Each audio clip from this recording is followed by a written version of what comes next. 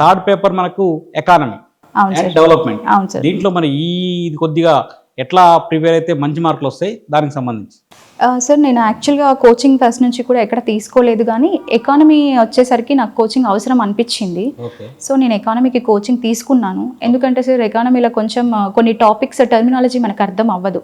Okay. Like public ఫినాన్స్లో కొన్ని chapters అవ్వచ్చు, తర్వాత బ్యాంకింగ్ సెక్టార్ కావచ్చు, నేషనల్ ఇన్కమ్, ఇలాంటి పదజాలం మనకు అంత ఈజీగా అండర్స్టాండ్ అవుతుంది, బట్ టైం టేకింగ్. ఓకే. అందుకని నేను కోచింగ్ తీసుకున్నాను. ఎకానమీ అంటే కొద్దిగా భయం ఉంటుంది ఇది అవును మన ఆస్పిరెంట్స్లో. మరి దానికి మీరు ఎట్లా సులువుగా ప్రిపేర్ అయ్యారు? దాంట్లో మీరు ఫేస్ చేసిన ఏమున్నాయి?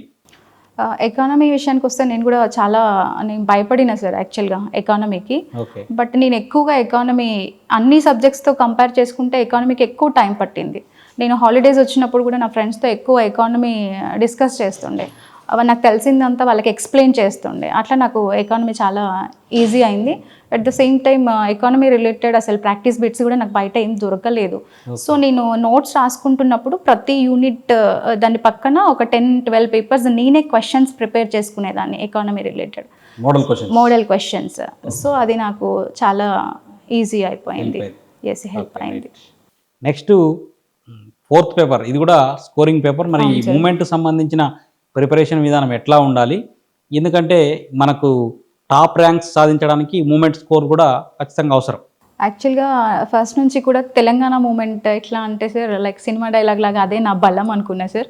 బట్ లాస్ట్ మూమెంట్కి వచ్చేసరికి ఎగ్జామ్ పాయింట్ ఆఫ్ వ్యూ అది కొంచెం నాకు బలహీనతగా కూడా మారిందనమాట.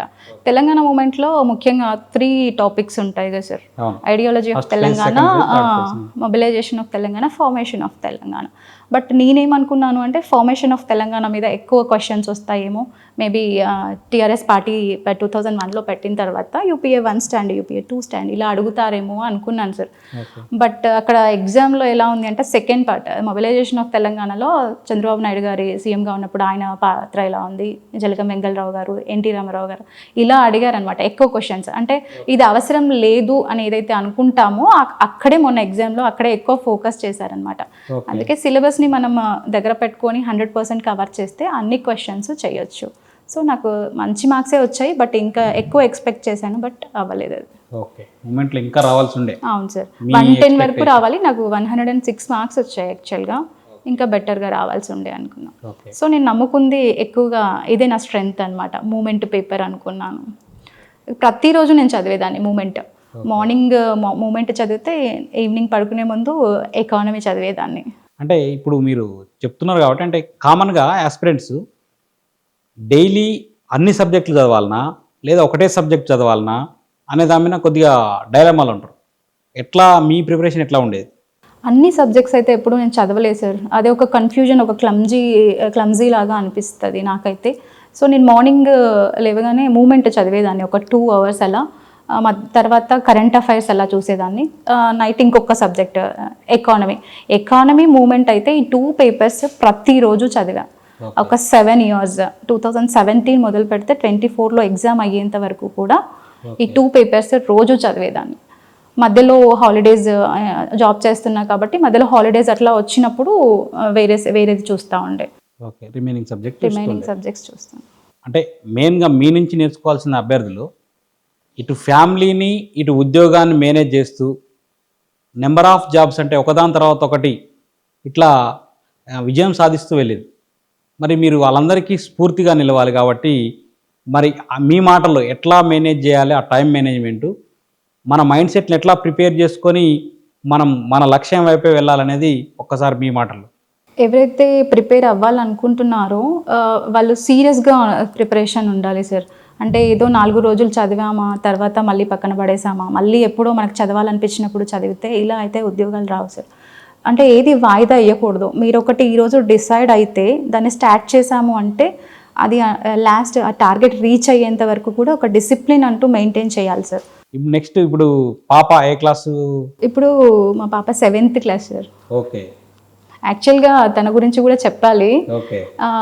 తను 3 years ఉన్నప్పుడు సో అప్పటి నుంచి కూడా ఇప్పటి వరకు కూడా తను ఎప్పుడు నన్ను విసిగించింది ఇలా లేదు సార్. అప్పుడప్పుడు అనిపిస్తుంది she behaves like my mother లాగా. సో చదువు మమ్మీ, లే మమ్మీ త్వరగా లే చదువుకో, ఇట్లా గ్రూప్ 2 రావాలి. ఇప్పుడు నాకు గ్రూప్ 2 వచ్చిన తర్వాత వాళ్ళ ఫ్రెండ్స్ అందరికీ కూడా చాలా ప్రౌడ్గా చెప్పుకుంటుంది. సో నాకు చాలా హ్యాపీగా ఉంది. మీ పాప కూడా మీ ప్రిపరేషన్లో చాలా హెల్ప్ చేసింది. ఆమెకు కూడా ఏమైందంటే సార్, నేను చదువుతూ ఆమె కూడా అలవాటు చేసుకుంది. అంటే తనకు ఇప్పటి నుంచే ఉంది సార్ గ్రూప్స్ ప్రిపేర్ అవ్వాలి అన్నట్టు. నేనేం చేసేదాన్ని అంటే చదువుకున్న తర్వాత నేను ఎక్స్ప్లెయిన్ ఎవరికో ఒకరికి చెయ్యాలి కాబట్టి ఆ పక్కన నా కూతురు ఉంటే హిస్టరీలో గౌతమిపుత్ర శాతకర్ణి గురించి కావచ్చు, రుద్రమాదేవి గురించి కావచ్చు, ఇట్లా చెప్తుంటే తనకు కూడా ఒక ఇంట్రెస్ట్ క్రియేట్ అయింది. అంటే ఆమెకి ఇప్పటి నుంచే కాంపిటేటివ్ పరిచయం చేశారు. అవును సార్. రైట్. ఓకే. మరి గ్రూప్ 4కు సంబంధించి కమర్షియల్ ట్యాక్స్లో జూనియర్ అసిస్టెంట్లో జాయిన్ అయ్యాను. అక్కడ ఎట్లా ఉంటాయి మీ డ్యూటీస్, ఏం చేయాల్సి ఉండేది, ఏంది? కమర్షియల్ ట్యాక్స్ డిపార్ట్మెంట్ అంటే పెద్దగా ఎవరికి తెలియదు సార్. జిఎస్టీ అంటే ఇప్పుడు చాలా మందికి తెలుస్తుంది. సో మాది GST sir. State tax sir. Office గురించి చెప్పాలి అంటే వెరీ థ్యాంక్ఫుల్ సార్ నా డిపార్ట్మెంట్కి. నాకు ఒక ఫ్యామిలీ లాగా అసలు యాక్చువల్గా మా సీనియర్స్ అవ్వచ్చు, హైయర్ అఫీషియల్స్ అవ్వచ్చు, చదువుకునే వాళ్ళని బాగా ఎంకరేజ్ చేశారు. Group 2 notification 2022 notification, but exam మాత్రం 24లో అయింది. సో మేము ఒకసారి ఎగ్జామ్ ముందు లీవ్ పెట్టుకునే వాళ్ళము, బట్ అది పోస్ట్ పోన్ అయ్యేది. మళ్ళీ మేము రీజాయిన్ అయ్యే వాళ్ళము. మళ్ళీ ఇలా 2-3 టైమ్స్ అయింది. ఇది ఒక శాంక్షనింగ్ అథారిటీకి చాలా ఇబ్బంది పెట్టే విషయం. అయినా కూడా మాకు చాలా లిబరల్గా ఉండి మాకు లీవ్స్ ఇచ్చి మమ్మల్ని చాలా ఎంకరేజ్ చేశారు sir. So very thankful to commercial tax department. Swapna garu, మీరు 7 ఉద్యోగాలు క్రాక్ చేశారు. మరి ఈ 7 ఉద్యోగాలకు సంబంధించిన అంటే ప్రిపరేషన్ విధానంలో మీరు అంటే అభ్యర్థులకు ఇవ్వాల్సిన ముఖ్యమైన సూచన ఏంటి? అంటే ఒక జాబ్ పట్ల అంటే ఒక ప్రిపరేషన్, ఒక కాంపిటేటివ్ ఎగ్జామ్ ప్రిపేర్ అయ్యేటప్పుడు మన మైండ్ సెట్ ఎట్లా ఉండాలి, ఏ విధంగా ఫాలో అయితే మనం దాన్ని క్రాక్ చేయొచ్చు? మీరు ఏదైనా చదవాలనుకున్నప్పుడు ఏది అంటే గ్రూప్ 2 చదువుతారా, గ్రూప్ 1 చదువుతారా, లేకపోతే బ్యాంక్ ఎగ్జామ్స్ వైపు వెళ్తారా, ఏదో ఒకటి టార్గెట్ పెట్టుకోండి. మీరు స్టార్ట్ చేసిన దగ్గర నుంచి కన్సిస్టెన్సీ మెయింటైన్ చేయండి లాస్ట్ వరకు కూడా. మధ్యలో ఎన్ని ఆబ్స్టాకిల్స్ వచ్చినా కూడా ఫేస్ చేయండి. అంటే ఇప్పుడు ఈ లాంగ్ టైం ప్రిపరేషన్లో అంటే హెల్త్కి సంబంధించి కూడా మనం కేర్ తీసుకోవాల్సిన అవసరం ఉంటుంది. ఎందుకంటే మనం 6 నెలలు లేదా 6 సంవత్సరాలు చదివిన తర్వాత ఎగ్జామ్ ముందు రోజు, ఎగ్జామ్ అప్పుడు ఇబ్బంది పడితే ఆరోగ్యపరంగా మొత్తం మనం చదివిందంతా వృధా అయిపోయే అవకాశం ఉంటుంది. ఎట్లా ఫాలో అయితే బాగుంటుంది? అంటే సార్ యాక్చువల్గా ఇది నా పర్సనల్ చెప్పాలి. నేను ఎగ్జామ్ 2024 డిసెంబర్లో నా గ్రూప్ 2 ఉండే. దానికి ఒక 3-4 మంత్స్ బిఫోర్ నేను సిక్ అయినా సార్ బాగా. సో హాస్పిటలైజ్డ్ అయ్యి 3 డేస్ ఐ థింక్ ఐసీయూలోనే ఉండాల్సి వచ్చింది. సో అప్పుడు కూడా నేను ఐసీయూలో ఉంటే అక్కడ పక్కన ఎవరు ఉండరు, మన రిలేటివ్స్ ఎవరు ఉండరు, పేరెంట్స్ ఉండరు, మోరల్ సపోర్ట్ కూడా ఐసీయూలో ఉంటే ఉండదు కదా సార్. ఆ టైంలో కూడా నేను స్ట్రెంగ్త్ అంతా కూడగట్టుకొని ఆ మనసులో మధ్యలో అంతా రివైండ్ చేస్తున్నా, మూమెంట్ చదువుతున్నా, పాలిటీ చదువుతున్నా, ఎవ్రీథింగ్ అన్నీ చదువుతున్నా అనమాట. So strength is our life, weakness is our death అని వివేకానంద గారు అన్నారు.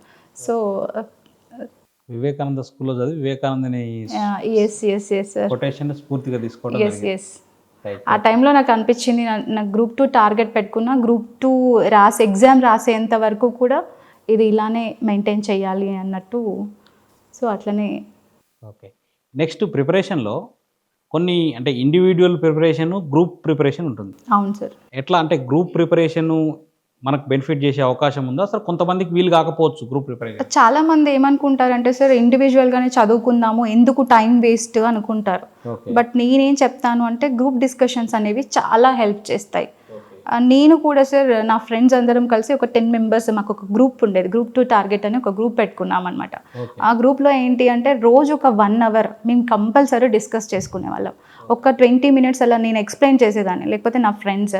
ఇలా మనం గ్రూప్ డిస్కషన్ చేస్తున్నప్పుడు మనం ఒక్కొక్కరం ఒక బుక్ చదువుతాం కదా సార్, మనకు తెలియని చాలా పాయింట్స్ అక్కడి నుంచి వేరే వాళ్ళ నుంచి చెప్పడం ద్వారా ఇలా చాలా సబ్జెక్ట్ అంటే బాగా ఎనాలిసిస్ చేసుకోవడానికి అవగాహన ఎక్కువగా ఉంటుంది. సో గ్రూప్ డిస్కషన్స్ అనేవి చాలా హెల్ప్ చేస్తాయి నా దృష్టిలో.